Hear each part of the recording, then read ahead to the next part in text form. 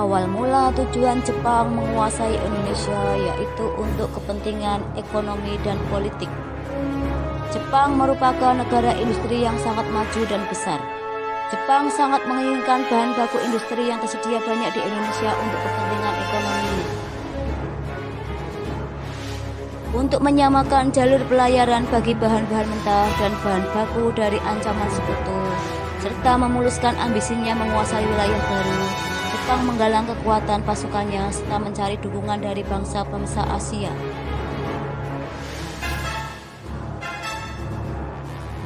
Terdapat 3 tempat penting pendaratan Jepang ketika masuk ke Indonesia, yaitu Tarakan Kalimantan, Palembang Sumatera, dan Jakarta Jawa.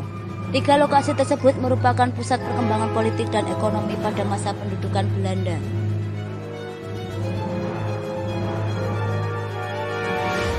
Pada saat pendudukannya di Indonesia, Jepang melakukan pembagian 3 wilayah. 1. Pemerintah Angkatan Darat, Tentara 25 untuk Sumatera.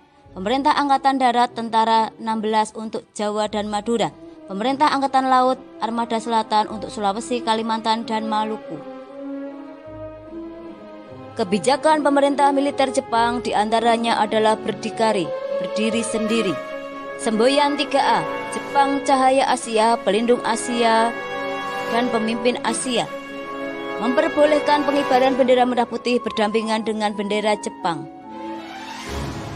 Jepang juga membentuk organisasi sosial, diantaranya adalah Gerakan 3A dipimpin oleh Mr. Syamsuddin, Gerakan Putra dipimpin oleh tokoh nasional 4 serangkai, Jawa Hokokai, Gerakan Kebaktian Jawa, dan membentuk Masyumi, Majelis Syuro Muslimin Indonesia.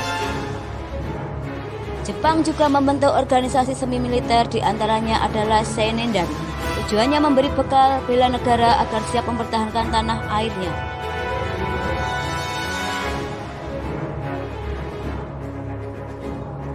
Fujinkai merupakan himpunan kaum wanita di atas 15 tahun untuk terikat dalam latihan militer.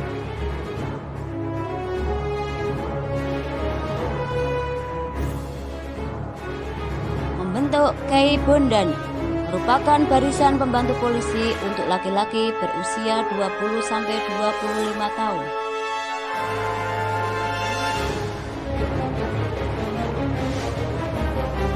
Membentuk Haiho. Haiho didirikan tahun 43, merupakan organisasi prajurit pembantu tentara Jepang. Pada saat itu, Jepang sudah mengalami kekalahan di beberapa front pertempuran. Membentuk PETA. Adapun PETA didirikan tahun 43, merupakan pasukan bersenjata yang memperoleh pendidikan militer khusus dari Jepang. Kelak, ex-PETA memiliki peranan besar dalam pertempuran melawan Jepang dan Belanda. Kebijakan Jepang selanjutnya adalah pengerahan Romusha. Jepang melakukan rekrutmen anggota Romusha dengan tujuan mencari bantuan tenaga yang lebih besar untuk membantu perang dan melancarkan aktivitas Jepang. Romusha dipekerjakan untuk membangun jalan raya, pupuk pertahanan, kereta api, jembatan. Jepang tidak hanya menguras tenaga rakyat Indonesia. Pengerukan kekayaan alam dan harta benda yang dimiliki bangsa Indonesia jauh lebih kejam daripada pengerukan yang dilakukan oleh Belanda. Semua usaha yang dilakukan di Indonesia harus menunjang keperluan perang Jepang. Evaluasi. Jelaskan awal mula tujuan Jepang datang ke Indonesia. Jelaskan pembagian wilayah pendudukan Jepang di Indonesia. Jelaskan kebijakan militer pemerintah Jepang di Indonesia. Jelaskan keuntungan yang diperoleh Indonesia pada masa pendudukan Jepang dan bagaimana kondisi rakyat Indonesia pada masa pendudukan Jepang. Terima kasih. Semoga bermanfaat.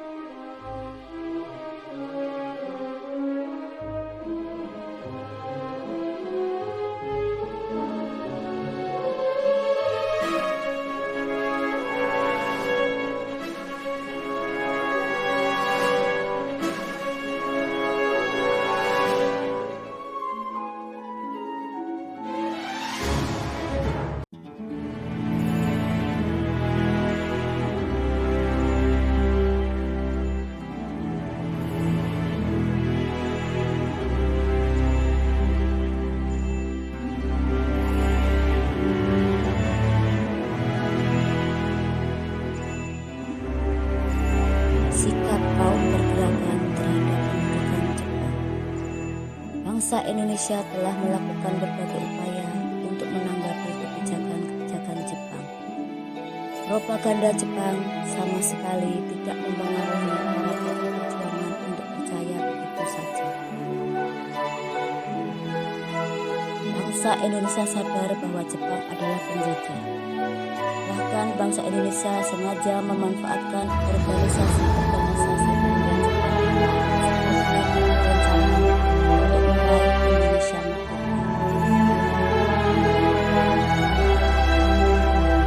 Tokoh-tokoh pemimpin Jepang seperti Soekarno,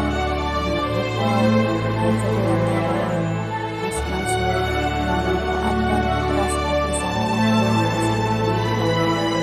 akhirnya putra justru dijadikan para pemuda Indonesia sebagai ikon kampanye nasionalisme. Pemerintah Jepang menyadari hal tersebut dan akhirnya membubarkan putra dan digantikan dengan barisan pelopor. Sama seperti putra, barisan pelopor yang dipimpin Soekarno pun selalu mengkampanyekan perjuangan kemerdekaan.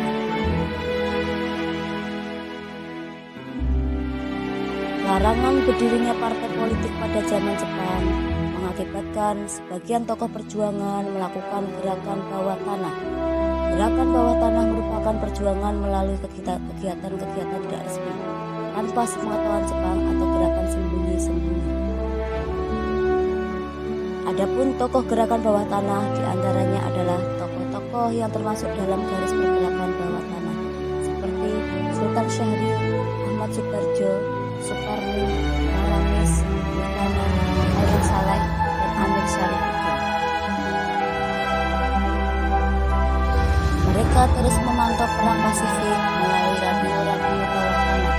Pada saat itu Jepang melarang bangsa Indonesia memiliki pesawat komunikasi.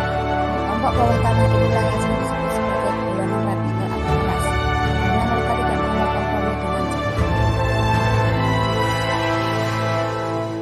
Di samping perjuangan yang dilakukan dengan memanfaatkan organisasi pendidikan Jepang dan gerakan bawah tanah, ada juga perlawanan-perlawanan bersenjata yang dilakukan oleh bangsa Indonesia.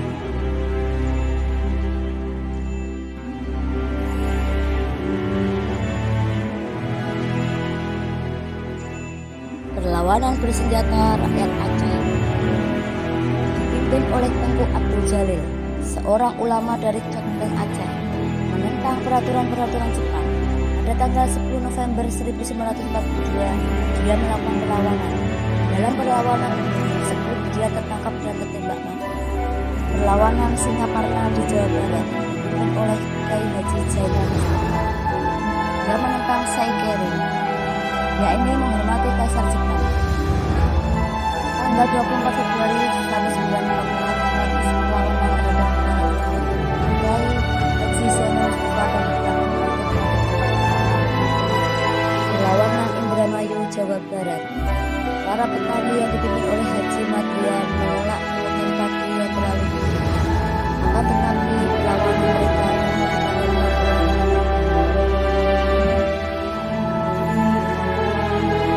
perlawanan peta di Blitar. Perlawanan peta merupakan perlawanan terbesar yang dilakukan rakyat Indonesia pada masa penjajahan Jepang. Perlawanan dipimpin oleh Supriyadi, seorang Shodanko atau komandan Vietnam, pada tanggal 14 Februari tahun 1945. Perlawanan dipadamkan Jepang karena persiapan Supriyadi dan kawan-kawan kurang matang. Para pejuang peta yang berhasil ditangkap kemudian diadili di Mahkamah Militer Jakarta.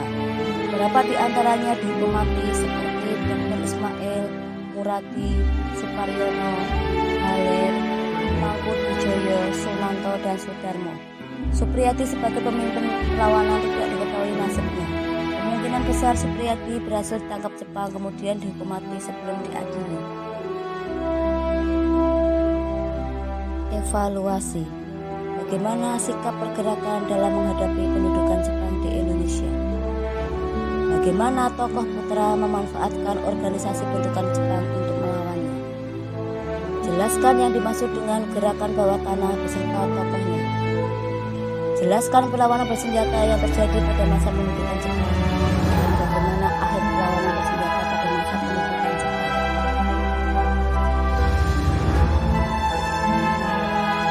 Terima kasih. Semoga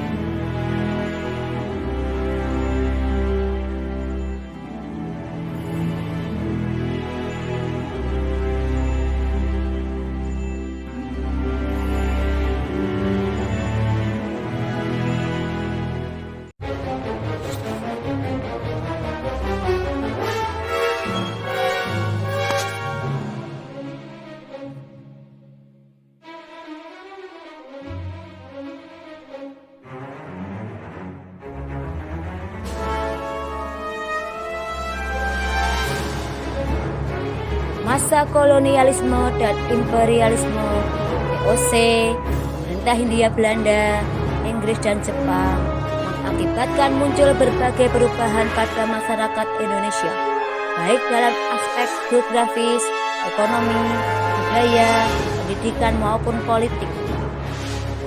Pada masa penjajahan terjadi perubahan besar dalam perkembangan perkebunan di Indonesia. Penambahan jumlah lahan untuk tanaman ekspor dilakukan di berbagai wilayah. Bukan hanya pemerintah kolonial yang mengembangkan lahan perkebunan, tapi juga perusahaan swasta. Tujuan utama transmigrasi adalah untuk menyebarkan tenaga kerja murah di berbagai perkebunan di Sumatera dan Kalimantan. Bahkan kebijakan pemerintah Belanda untuk mengirim banyak tenaga kerja sampai ke Suriname, Amerika Latin, yang juga merupakan jajahan Belanda. Pemerintah kolonial Barat di satu sisi memiliki pengaruh positif dalam mengenalkan berbagai tanaman dan teknologi pertanian perkebunan. Beberapa tanaman andalan ekspor dikembangkan di Indonesia. Pengenalan tanaman baru sangat bermanfaat dalam pengembangan pertanian dan perkebunan di Indonesia. Pembukaan lahan pada masa kolonial Barat juga dilakukan untuk pertambangan seperti minyak bumi, batu bara, dan logam. Pembukaan lahan untuk pertambangan ini terutama terjadi pada akhir abad 19 dan awal abad 20. Pada zaman penjajahan Belanda, banyak dibangun jalan raya, rel kereta api, dan jaringan telepon. Pembangunan berbagai sarana transportasi dan komunikasi mendorong mobilitas barang dan jasa, serta mempermudah jalur transportasi dan komunikasi masyarakat Indonesia. Kegiatan ekonomi, terutama produksi pertanian dan perkebunan, semakin maju dengan ditemukannya teknologi yang bervariasi. Rakyat mulai mengenal tanaman yang tidak hanya untuk dipanen semusim. Pembukaan berbagai perusahaan telah melahirkan berbagai jenis pekerjaan dalam bidang yang berbeda. Pada masa kekuasaan kolonial Barat, uang mulai diperkenalkan sebagai alat pembayaran jasa tenaga kerja. Keberadaan uang sebagai barang baru dalam kehidupan masyarakat menjadi daya tarik tersendiri. Masyarakat mulai menyenangi uang karena dianggap lebih mudah digunakan. Terjadi diskriminasi pendidikan di Indonesia. Sekolah dibedakan menjadi dua golongan, untuk bangsa Eropa dan untuk penduduk pribumi. Hal ini mendorong lahirnya berbagai gerakan pendidikan di Indonesia. Taman Siswa yang berdiri di Yogyakarta merupakan salah satu pelopor gerakan pendidikan modern di Indonesia. Terbentuknya pemerintahan Hindia Belanda yang terpusat menyebabkan hubungan erat antara rakyat Indonesia dari berbagai daerah. Muncul perasaan senasib dan sepenanggungan dalam bingkai Hindia Belanda. Pada masa pemerintah Hindia Belanda, berbagai daerah disatukan dalam satu identitas, yaitu Hindia Belanda.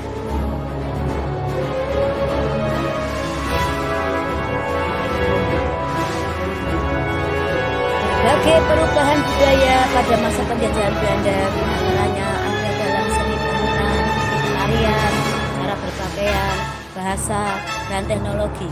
Penyebaran agama Kristen menjadi lebih intensif lagi seiring dengan datangnya bangsa-bangsa Barat ke Indonesia pada abad ke-16.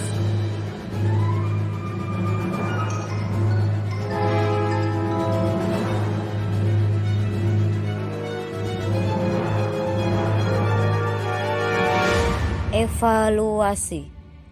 Kolonial Barat di Indonesia membawa banyak perubahan. Bagaimana perubahan-perubahan yang terjadi pada masyarakat Indonesia di masa kolonial Belanda?